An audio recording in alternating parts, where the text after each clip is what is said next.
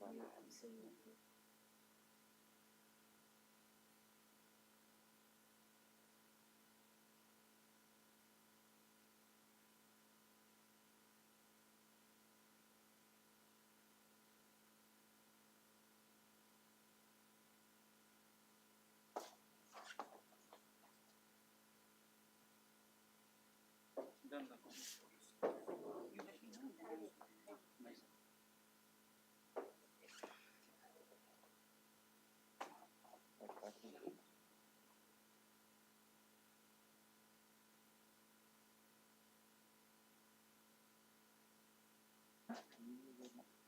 No, you can go see if you can get some people to come and sit, man. This looks really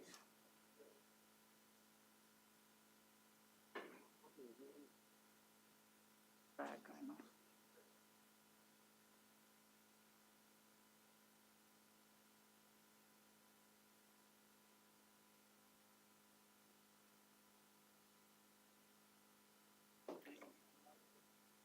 Telling them come in the front.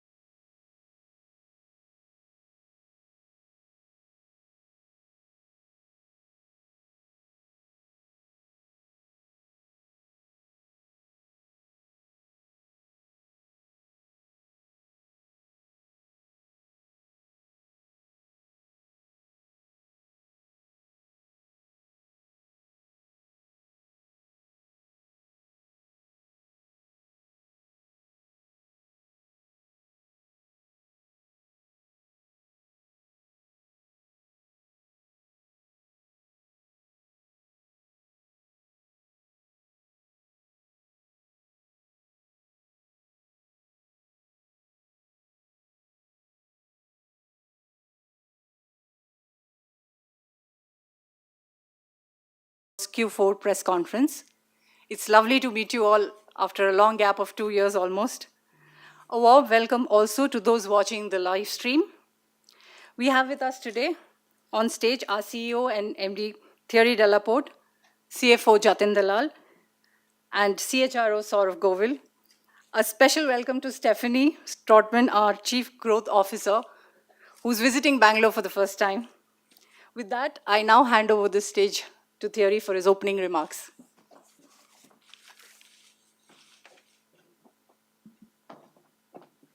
Puna, thank you. All right, good evening, everyone.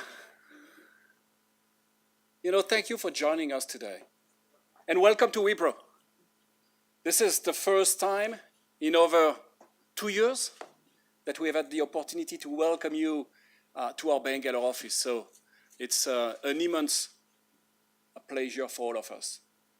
In these 2 years, a lot has happened. From a pandemic to a war. During this time, the technology services industry itself has undergone some fundamental changes. Mostly for the better, though. We will share with you why that's so over the next 30 minutes. Today, as you heard it from Puna, I welcome our Chief Growth Officer, Stephanie Strotman, who joins the press conference for the first time. Also joining us is Saurabh, our CHRO, and Jatin, our CFO, both of whom you know very well, I know. In my opening remark today, I will sum up the year that has gone by, elaborate on the demand environment, provide details on sector markets and service offerings as well, and share the business outlook for the quarters ahead. I must start by admitting that we've had an outstanding year.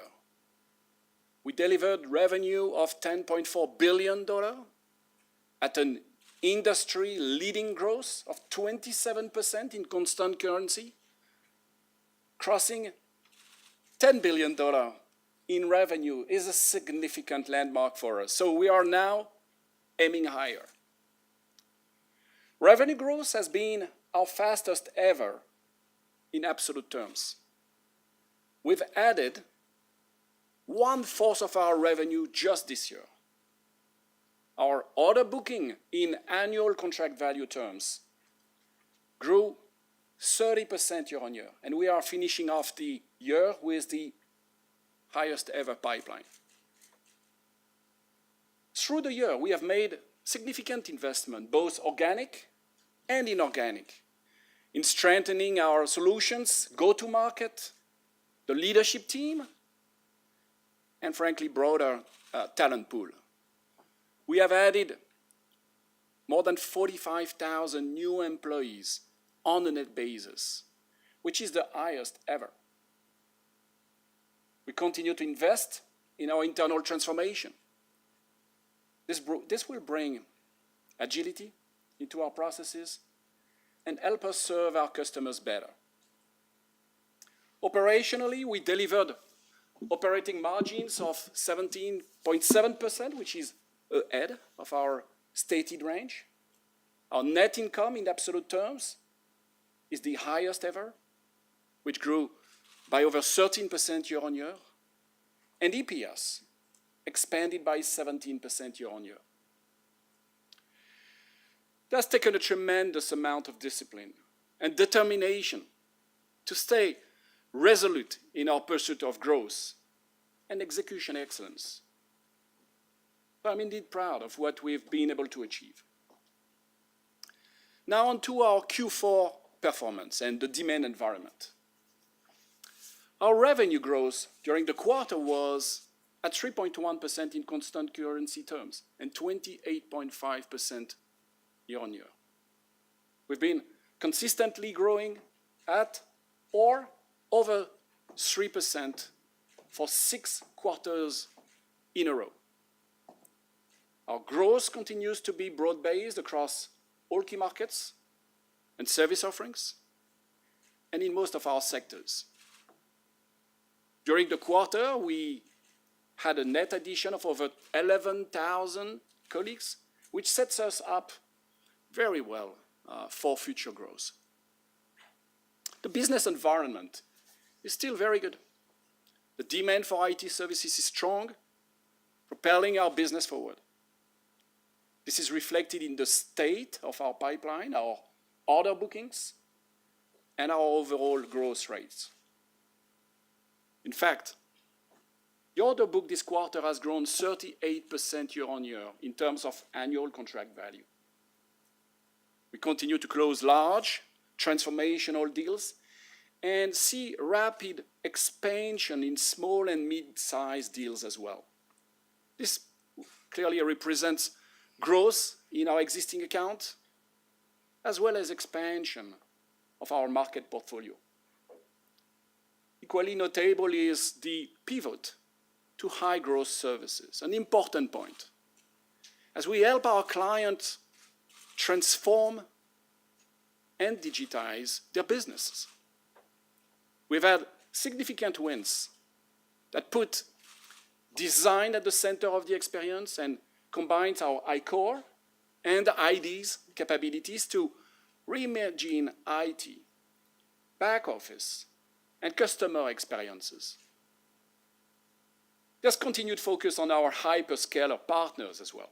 This will not only help us win more in the market together, but it's also providing the alignment and the investments we need to scale talent, assets, and industry solutions for the future. For example, our industry alignment with Microsoft has strengthened our partnership dramatically. We worked closely with Microsoft to define and take to market solutions that are focused on establishing priority scenarios that align with Microsoft industry cloud vision. We have chosen to prioritize BFSI, retail, and energy and utilities, where we will have a sharper focus. Ultimately, delivering faster time to value, rapid digital transformation, and a simplified Microsoft customer relationship. A similar approach has been developed with ServiceNow that has led Wipro to being recognized in the Partner Maturity Index as the far upper right end of the quadrant. In the joint industry solution space, we continue to explore areas that combine novel, first-of-its-kind solutions with broad industry-leading partners coalitions to create, innovate, impactful platforms. A great instance of this is the Cloud Car platform for software-defined vehicles, which we announced earlier this year at the Mobile World Congress.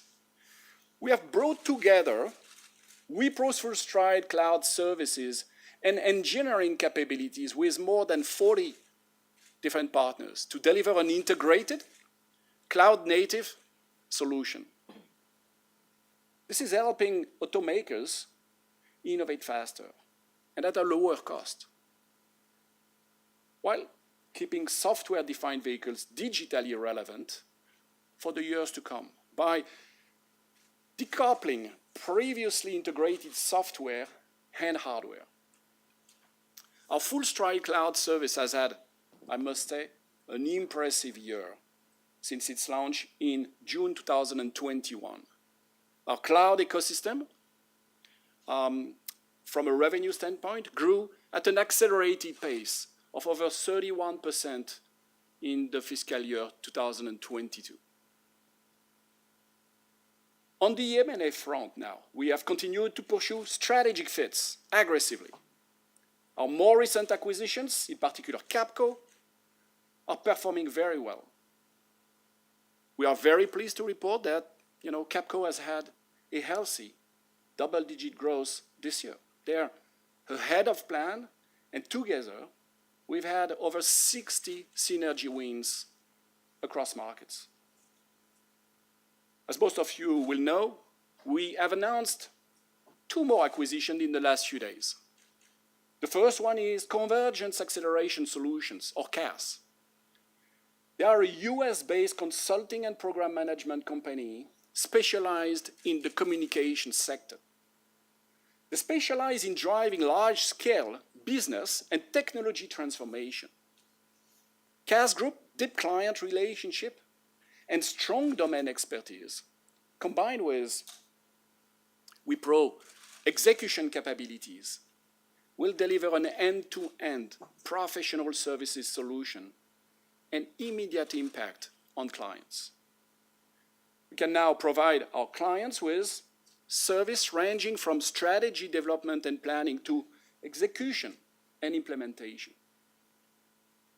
The second acquisition that we announced just earlier this week is Rising, a global SAP consulting firm. As one of the leading strategic partners in the world for SAP, Rising will become a critical extension of Wipro's SAP cloud practice and Wipro full-stride cloud services. Onto the operating margins now. We delivered profitability of 17% in Q4, adjusted for Capco, our largest acquisition. This will be well above the pre-pandemic margins levels. I will now provide some finer details on markets, service offerings, and sectors. All our markets grew double-digit, but the Americas and Europe, our top two markets, grew at 28% and 36% year-on-year, respectively, in Q4, and 26% and 39% year-on-year in the fiscal year 22. In Americas 1, we grew 22% year-on-year in Q4, with all sectors showing strong growth. For the full year, we grew 21% year-on-year. Communications, media, and information services grew 28%. Consumer goods and life science grew 26%. Healthcare and medical devices grew 17%, while technology products and platforms grew 34% year-on-year in the quarter. In Americas 2 now, we grew 34% year-on-year in Q4 and 30% in the fiscal year 22. There was broad-based double-digit growth across all sectors in the quarter. The order booking in terms of annual contract value grew over 56% year-on-year in Q4. Now looking at Europe, our European business has delivered an outstanding year-on-year growth of 36% in Q4 and 39% for the full year. Germany and Southern Europe have grown over 1.5 times in size. Benelux grew 23%, and our UK business grew 39% year-on-year. Our APMEA market grew at 14% year-on-year in Q4 and 9% in the fiscal year 22. Australia, New Zealand, Southeast Asia are growing in double digits year-on-year for the quarter as well. The order booking in annual contract value terms are looking healthy. 22% year-on-year growth. Customer relationship remain top priority. You know that. Our top 5 customers grew 35% year-on-year. Our top 10 customers grew 34% year-on-year. In the last 12 months, we have added 8 customers over $100 million. We have added 10 customers in the more than 50 million bracket. Now, from a service offering standpoint, our Ideas global business line grew 39% year-on-year in Q4 and 35% in fiscal year 22. Most of the sub-practices showed a very healthy double-digit year-on-year growth, led by domain and consulting, which basically tripled in size. The engineering service business that grew 26% year-on-year in Q4, which is a compounded quarterly growth rate of 6% over the last 4 quarters. Our iCore global business line grew by 15% year-on-year in Q4 and 17% in the fiscal year 22. Most sub-practices grew in double digits on a year-on-year basis too. Digital operations and platforms led the growth with 18% year-on-year for the full year. I'm pleased to report that in line with what I had shared with you last quarter, our quarterly annualized attrition rate have moderated by 500 basis points. We doubled our fresher intake for fiscal year 22 when compared to the previous year. Our plan is to double this again in fiscal year 23. We have decided to increase the frequency of promotion cycles for 70% of our colleagues in junior bands to a quarterly basis. Leadership oversight is now deeper. The presence of senior leadership in location outside of India has improved by 16 percentage points, closer to clients. It's also relevant to note that nearly 50% of our leadership hires have been in the growth office with Stephanie and in the customer-facing global account executives roles. This means we are strengthening our frontline and sales teams. Over the last 21 months, we have improved also our ethnic diversity in our senior leadership by 24 percentage points to always become more global. And our gender diversity in the leadership has doubled. I'm proud of this, and we will continue to build a more inclusive workforce in the coming years. We always have, and we continue to do business responsibly. In particular, the humanitarian crisis in Europe has had our attention. While we don't have any material exposure in the affected regions directly, many of our employees are in the neighboring countries and have personally joined relief efforts, providing food and shelter for thousands of displaced people. Our employees in Romania are volunteering to manage a dedicated helpline to support those in need. We have also created an employee donation program and matching it to the dollar, doubling the available funds. We've also partnered with Project Hope, their emergency response team, and European partners are providing critical medical supplies and assistance to refugees.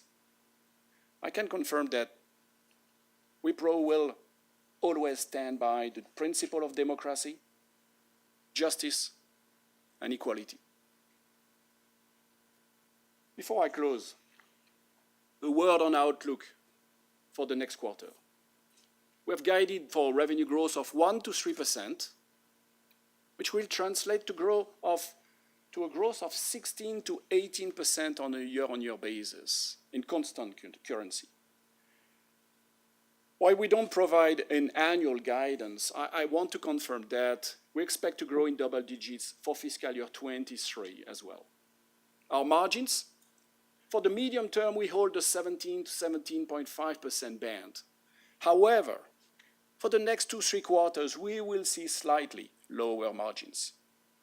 This is because of the investments we have made that I spoke to you about earlier. In summary, we are, as I said, pleased with the current business momentum, very optimistic of further strengthening this business going into the new financial year. All our key markets are growing on a year-on-year basis, and that is the solid foundation we are starting FY23 on. On that note, let me welcome Jatin for his comments on the financials. Thank you. Thank you very much, Thierry. I have a few comments which are specific to financials. As you know, we had a fabulous year, 27.3% revenue growth, 17.7% operating margin, and an industry-leading competitive tax rate of 19.1%, which led us to deliver an EPS growth of 17%, which is a great EPS growth by any standard. Let me talk about cash flows. not only we converted, not only we delivered a great profitability that converted into the cash during the year, our operating cash flow was 91% of our net income, and our free cash flow was 75% of our net income. Let me speak about Forex. As we exit the March 31st quarter, we had $3.5 billion of Forex hedges, and we delivered 75.91 in realization terms in quarter 4. As at the exit of the fiscal, we had sufficient strength on the balance sheet. We had $4.6 billion of gross cash and $2.6 billion of net cash. As Thierry mentioned in his remarks, we have guided for quarter 1 at 16 to 18% in year-on-year terms, which translates to 1 to 3% in sequential terms. And we'll be very happy to take your questions from here. Thank you.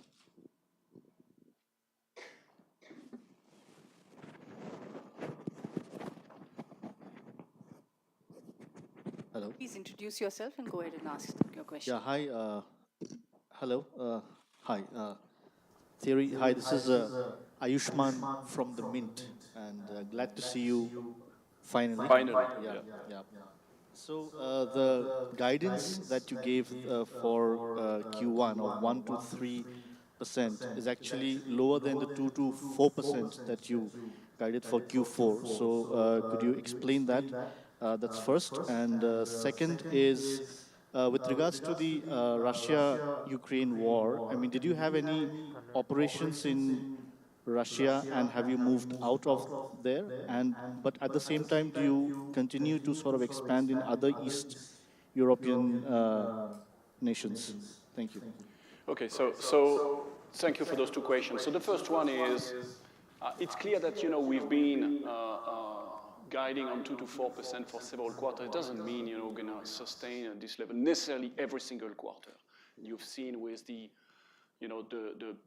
best, if you look at the best performing companies in our industry, there is always a quarter that will be a little stronger than another, and it's not a reflection necessarily of the market. Certainly, it's not for us, right? The pipeline is the same, performance in sales is the same. So I think it's just where we believe we are comfortable in terms of guidance. Your second point, which is about our position in the East Europe market, we have no operations in Russia. We have no operations in Ukraine. We have operations in neighboring countries like Poland, Romania. And so, therefore, if you like, we have people that are indirectly impacted, hence the commitment we feel we have versus those who are struggling. But from a business standpoint, it's not an impact at all for us. And yeah, you ask about expansion in Europe. It doesn't change at all our expansion in Europe, our strategy. We are focusing on the same market, and those markets are not impacted by the crisis. One question to Stephanie, since you have flown all the way from France and for the first time. So when you say US. America. Yeah, so as the chief growth officer, I mean, how do you really, what's your strategy to bring growth, especially how do you plan to mine large deals? Yeah.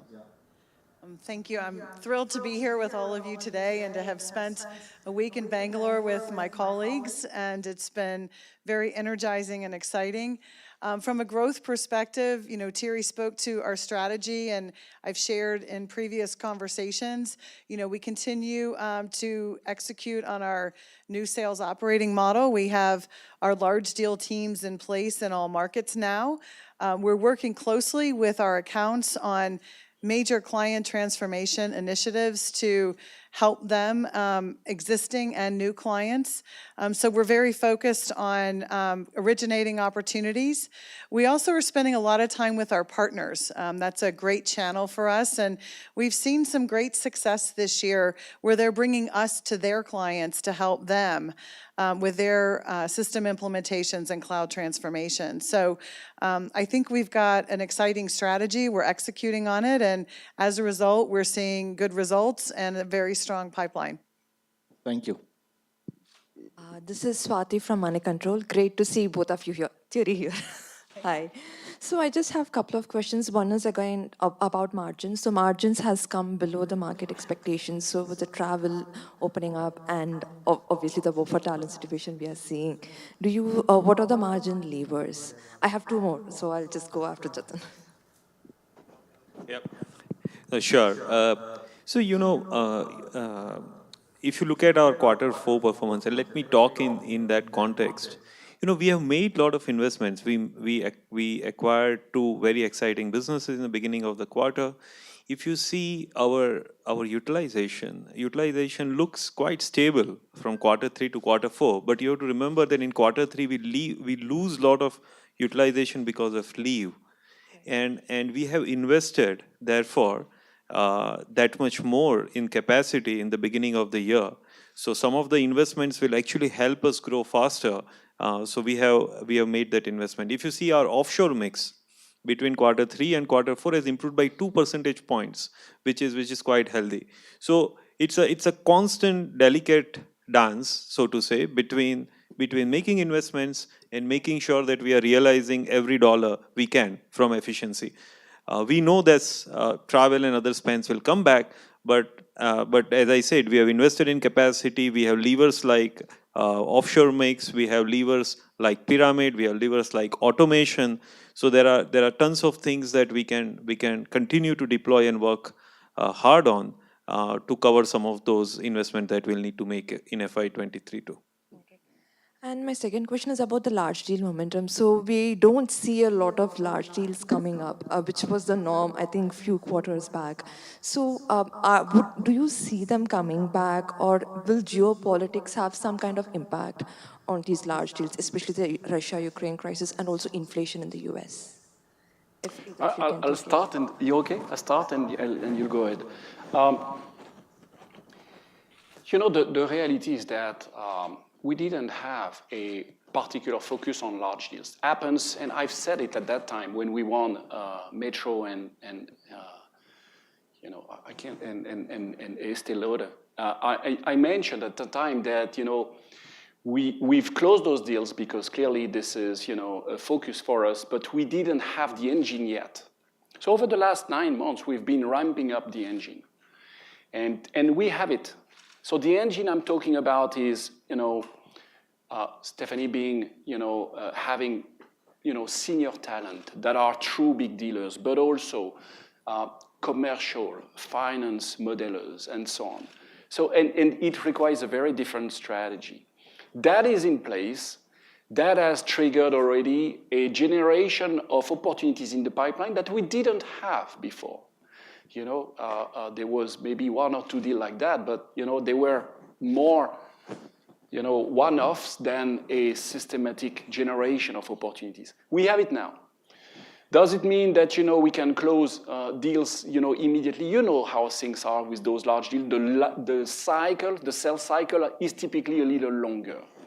But I'm very confident and comfortable with what I'm seeing, and I can tell you one thing. There is a greater attention to big deal than there has ever been before. And I know, because I've seen that in the past, this is how it's going to pay off. Stephanie? I don't know what more I can add to that. It's we have seen we have been involved and are involved in some very large deals.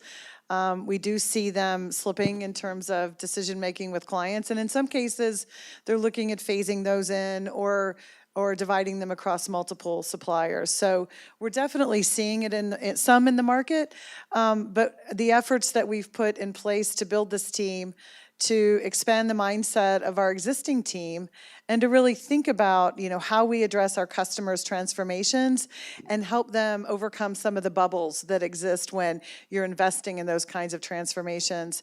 And so it's a different approach and a different mindset and strategy. And so I think we'll have a bigger pipeline, which we do, and a more consistent approach to those types of opportunities. So I'm excited for 2023. Just one word on hiring. So what is the fresher hiring, Saurabh, for FY22? 17,000 was what you had shared last quarter for FY22. We ended with more than 19,000 for FY22. And as Thierry called out, we are looking at doubling this number for FY23. Hi, this is Sai Ishwar from the Economic Times. So my first question for you, Thierry, is there have been a lot of analysts reports saying that in Europe, because of the geopolitical crisis, there could be second-order impacts, not a first-order, but in terms of delayed decision-making, in terms of tech spends and deals. And now also, this will also spill over to the energy vertical. So are you seeing any pressures, especially in this pie here of energy plus Europe? And my second question is, in terms of deal wins, can you give the year-end figure? Because you've closed around $2.3 billion, but I just went through the previous presentations of last year. I'm just seeing, like, has it fallen year over year, year on year? And yeah, I'll ask the third question. Okay, all right. So I'll take the first one and just, I'll ask Jatin to confirm the number. But, that was 30% growth year on year. The first question is, I try to be, obviously, reflect a little bit on your question. It's difficult to know, honestly, the implications of what's going on in Europe. It's been only, 45 days. So it's difficult to know. What I know, I keep seeing, 3-4 clients every single day. So that's my biggest pulse. This plus the evolution of our pipeline tells me what's going on in the market. It's always, I've always worked like that. Our clients are not slowing down. I'm not seeing it, right? There are possibly some markets that will be more impacted, we know. I mean, the oil price will, and the gas are creating some tension, there's no doubt. There might be, among the investment of our clients, a bigger focus on cost takeout and productivity gain, where we were rather well positioned as well. But I stay focused. I'm looking at what the market is telling us. For the time being, no sign. I don't see the pipeline going down. Certainly, we haven't had more difficulty to close deals at the end of the last quarter. Let's continue to see how things are going. So, I'll share one perspective. I think we are all very focused on large deal numbers, but if you look at from the context of the business which is walking in the door, you should look at all sorts of business which is walking in, because if you keep only one segment in mind, then you might make a mistake. So if you look at the total business that we have acquired this year, it has grown 30% year on year on an aggregate basis. And of course, the composition of whether there were, X number of larger deal versus mid-sized deal, that composition keeps on changing every year, and that has changed this year too. But I think on aggregate, we have got 30% year on year on ACV terms. The second point there is, as we exited Q4, we have exited a 38% growth, which means that we are exiting on a higher trajectory than the total for the year. So that also bodes well that business is actually in an acceleration mode as we are exiting. So we feel quite comfortable with what we have been able to win this year, and that's provide a sufficient sort of inventory to execute on as we start the new year. Just my final question. Can you give the inorganic breakup in terms of 3.1% growth you've shown this quarter, and also the guidance 1.3? Could you give the inorganic breakup? Yeah. So we don't we don't share for the acquisitions that has already been consummated. We shared the data when we acquired those. Those are available for you to make an assessment. But we don't break out the data, because a lot of times when we post acquisition, we acquire business on either Wipro paper or an acquired company's paper. So it always becomes like little difficult to segregate. What I can confirm is that 1 to 3% guidance that we have given does not include the rising acquisition that we have announced, because it's likely to close by the end of the quarter, so we don't know when it will close. Good evening. It's nice to see you all in person here. I'm Uma Kannan from the New Indian Express. You have been acquiring many companies with the recent one rising that you mentioned.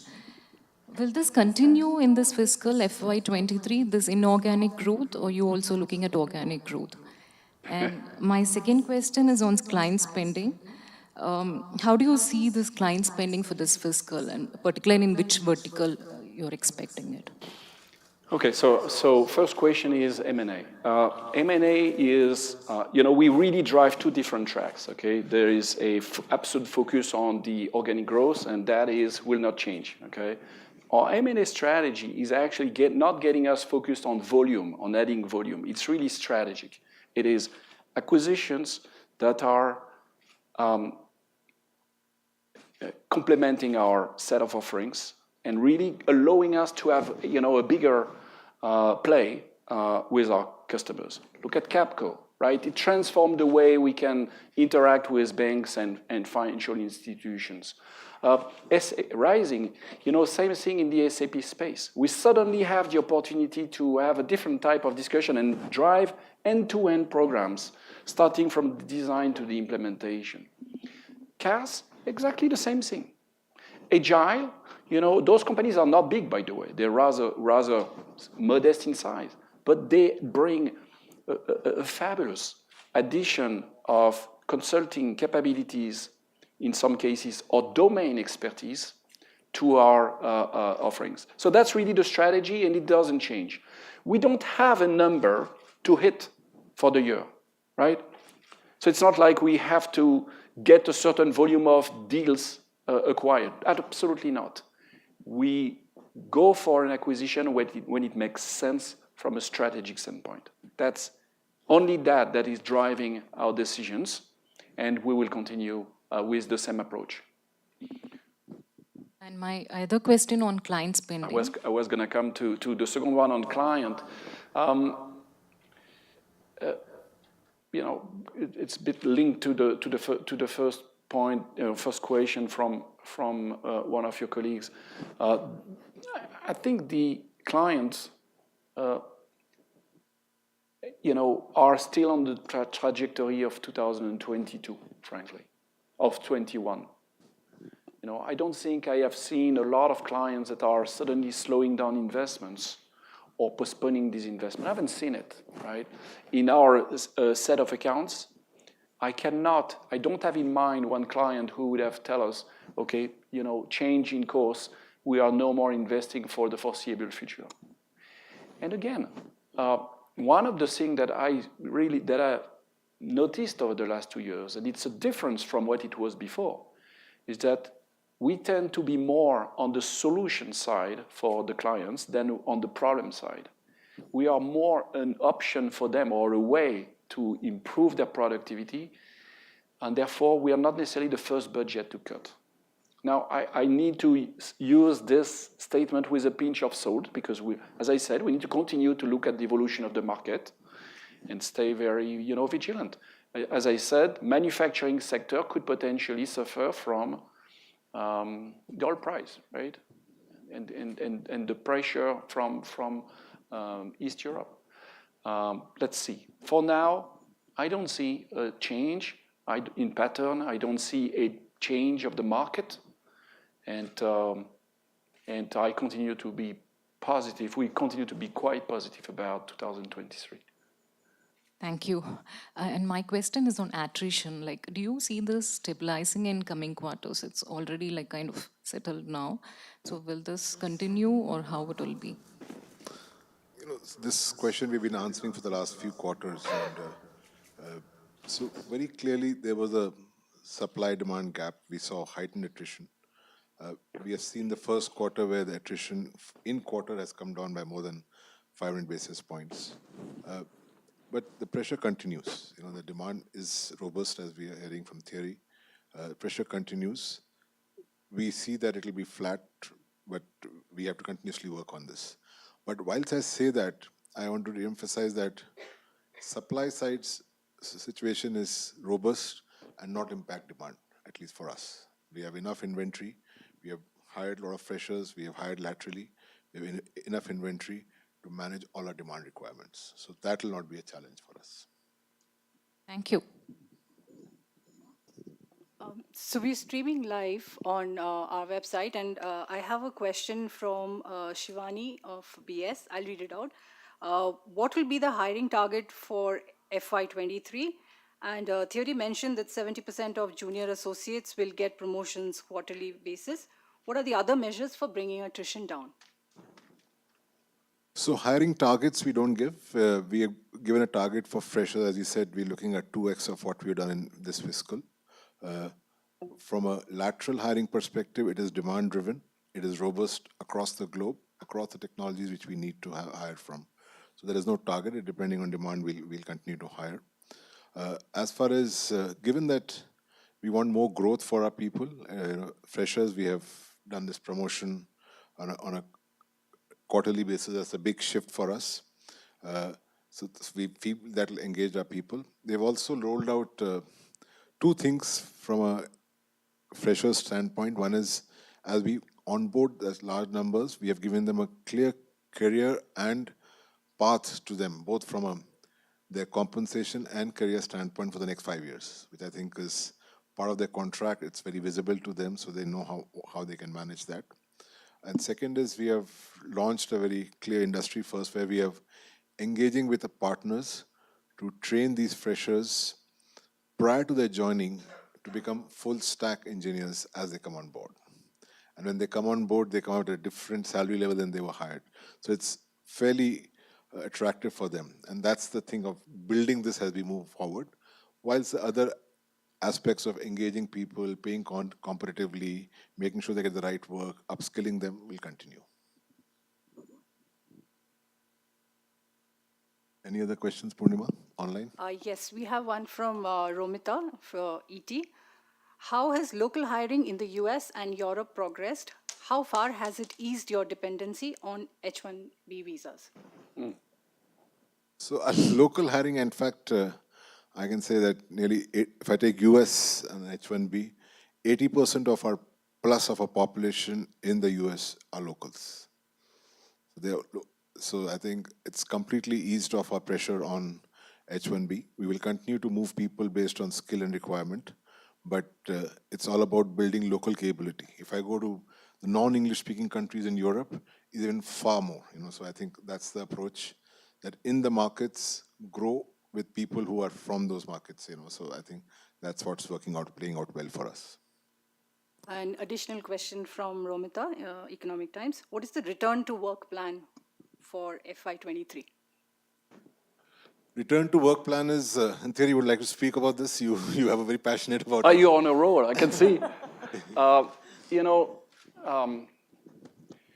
What we are saying to our employees is, one, it's, we experience, I've gone to the office every day for the last 2 years, and I know some of us have done the same, and it feels good to see colleagues at the office. And so I've been encouraging over the last weeks our senior leaders to come regularly, if not always, at the office.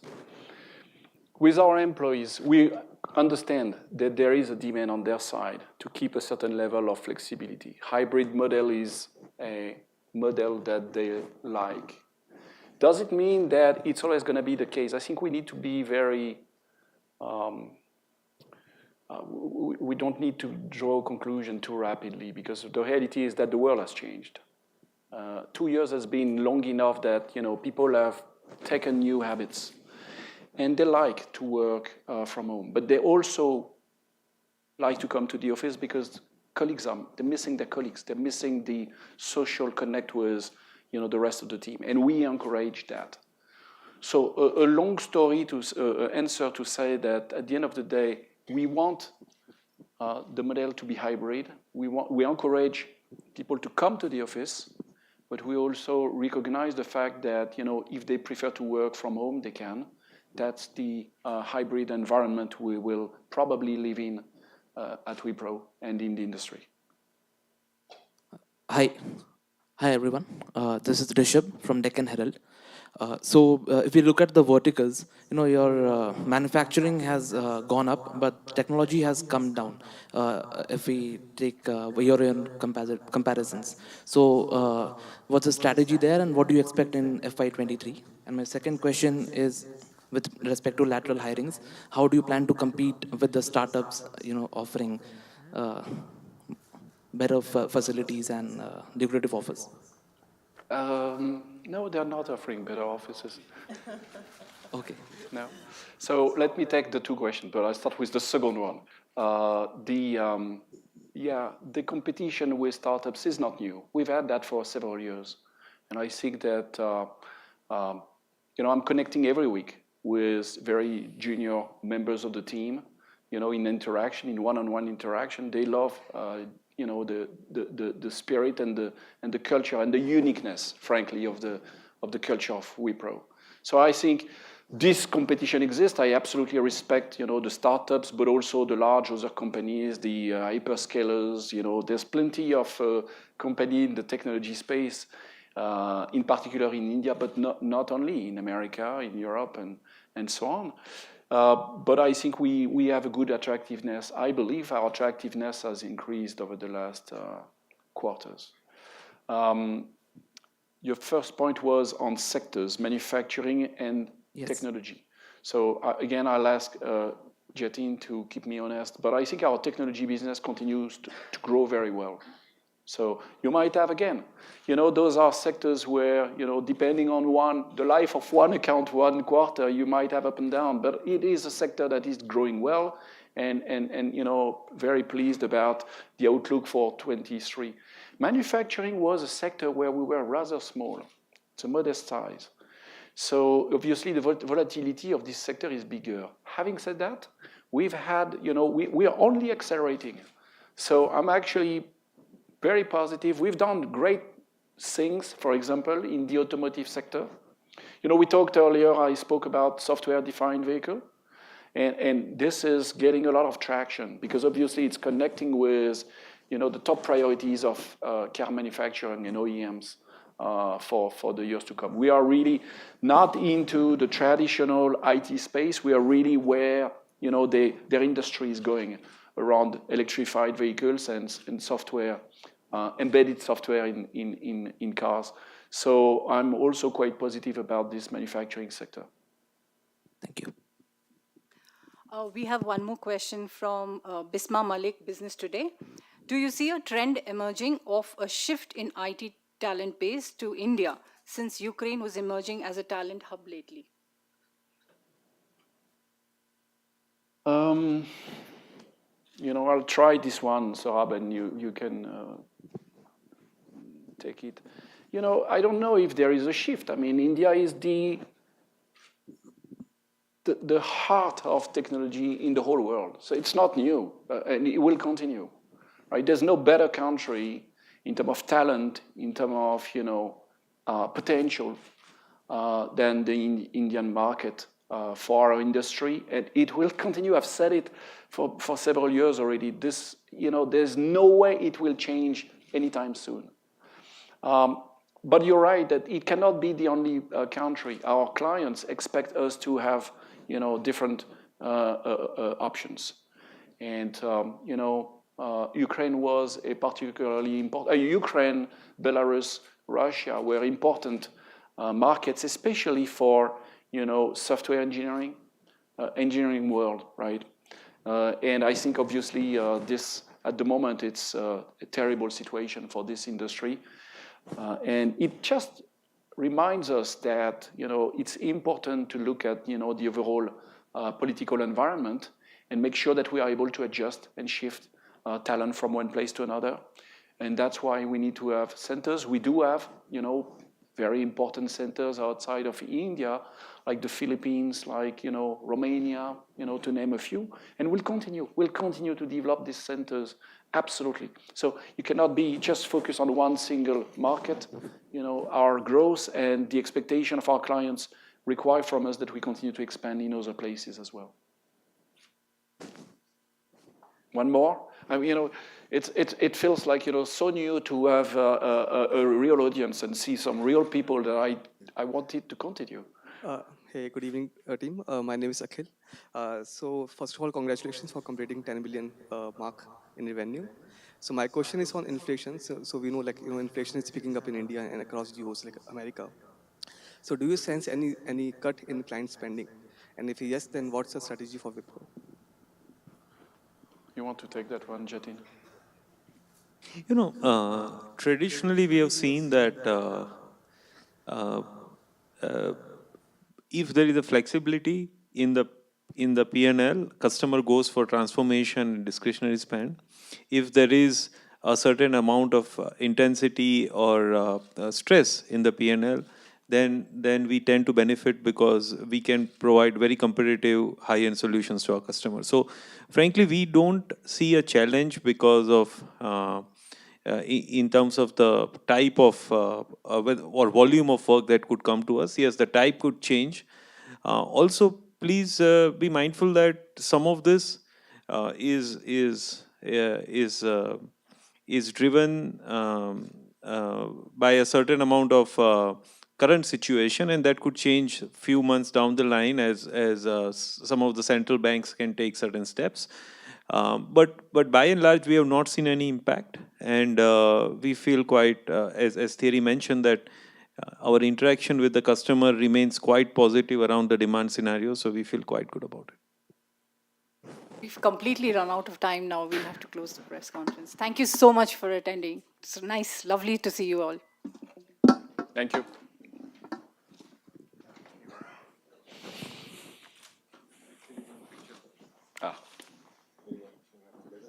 Okay, hold on.